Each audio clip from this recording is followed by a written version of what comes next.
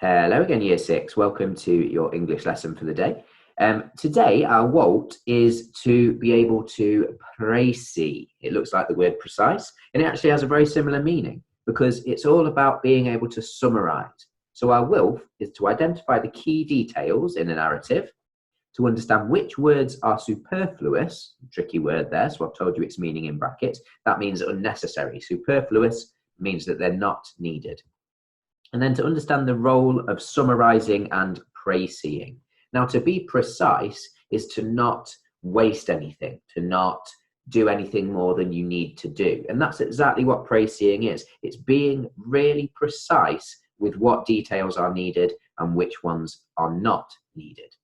So, using the pictures, and you've got this written on your PDF, using the pictures, you're going to have a go at writing a précis, a summary of the story of Francis. You can also watch the video to remind yourself of the key things that happen, but the pictures should help you out. I want you to aim for this to be no more than 30 words, but you might decide that you need to redraft. So, let's do a quick reminder. Excuse my sniffing, I've come down with a bit of a cold. Let's have a quick reminder then of some of the things that happened. So we have the young girl Frances, who's clearly gone on a camping trip.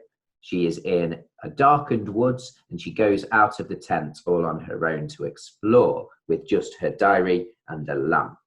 She makes her way to the lake where she goes across a pier or a pontoon to a single rowing boat, whereupon she then leaves and begins to row out to the centre of the lake before lying back and looking at the stars.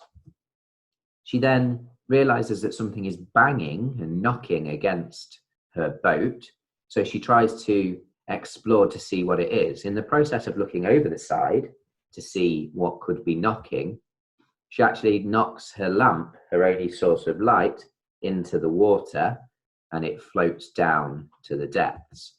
She then tries to row back to shore, and she rows furiously for about 20 minutes before realizing that she's got nowhere. From there, the boat begins to get knocked again, more firmly this time, and she actually falls back. This happens a third and final time, and then the video takes us to the next day where the rowing boat has washed up on shore with Frances no longer in there and just the muddy note saying, "I did knock first." So that's the overall story, but as you can imagine, that was a lot more than 30 words. So your task is to have a real think about what the key details are in that story. How could you précis, how could you summarize that story using as few words as possible? When you've had a good think about it, you then need to have a go at writing it up. So I had a go. And I didn't worry at first because I know I'm going to redraft. I just wrote down what happened. So I've put, the story begins with Frances alone in a tent at a campsite. She goes out in the night to explore around her and ends up in a boat. Rowing to the middle of the lake, she lies back and relaxes. Suddenly, the boat gets banged and Frances begins to panic. After nothing else happens, she begins to think she made it up, but then it happens again. The same pattern repeats, and this time she dips an oar into the water to see what is there, losing the oar in the process. We don't know what happens after that, but the next day she has disappeared and only her diary is left. Now, that's 112 words. That's vastly more than we need. So there's clearly a lot of words there that are superfluous, a lot of words that are not needed. So then what I would do, I'd go through and I'd start editing out anything that I think, you know what, I'm not trying to write in full detail or full sentences when I'm précising and summarising. I just need the key things. So I could start cutting things out. Now, I don't think we need the story begins with. I think we can get rid of that. And then we've just got Frances alone in a tent at a campsite. I think we can probably cut that down a bit. Frances alone at a campsite. Already there, 1, 2, 3, 4. I've got rid of 7 words. And that's just from the first sentence. I can keep going through. We don't need she goes out. We know we're talking about Frances. Probably don't need to tell the reader that she's gone out to explore. So I just think, goes out in the night, ends up in a boat. Simple as that. think we can get rid of that whole sentence. We don't need to know that she rode to the middle of the lake. That's not actually important to the story. Don't need nice fronted adverbials. Don't really need the conjunction there. Yeah, again, don't need the fronted adverbials telling us when things happen. Don't need the conjunction. Don't need the determiner. Don't need the conjunctions.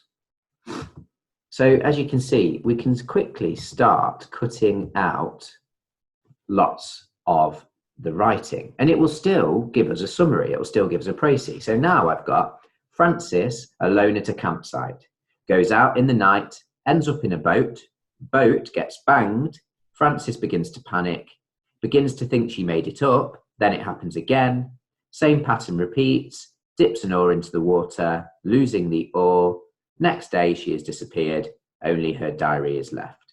That cuts it down to 55 words. So there's still room to improve that. I could still go through and definitely find more things to cut out. Already, just reading it back to you there, I can already work out at least another 10 words or so that I could quickly cut down. So that's what I'd like you to do today. I'd like you, please, to keep redrafting until you've got it down to the fewest words you can manage, and certainly until you've got it down to below 30. When you send it to us, I'd love to see those redrafts. So I'd like to see you doing what I've done. Write it out, not worrying about the word count first, and then begin to cut words out. You might do what I've done and do a rulered line through them to show what you've decided to cut out, or you might just redraft it underneath. But I'd like to see the drafts. I don't want just one finished final thing. I actually want to see that you've worked on it, that you've redrafted it, and that I can see you've improved it each time.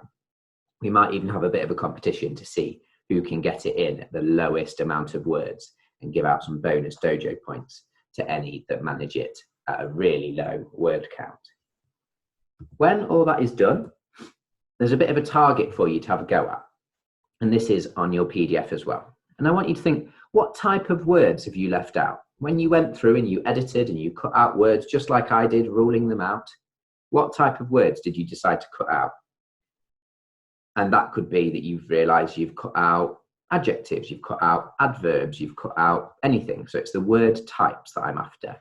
And then finally, how can we use this skill when we are taking notes? How is this a useful thing for when we start to take notes? And we have done that in class a few times, and we will be doing it more throughout the year. So how can we use this précising skill when taking notes? As ever, remember to send that in to us on Dojo so we can give you some Dojo points and give you some feedback. That's everything for today. Hope everyone's getting on well. I'll be back with you tomorrow for another big read and another English lesson. And it will be Thursday. My goodness, it's still disappearing just as quickly as it did last time we were learning from home. Best of luck. I'll speak to you tomorrow. But for now, goodbye.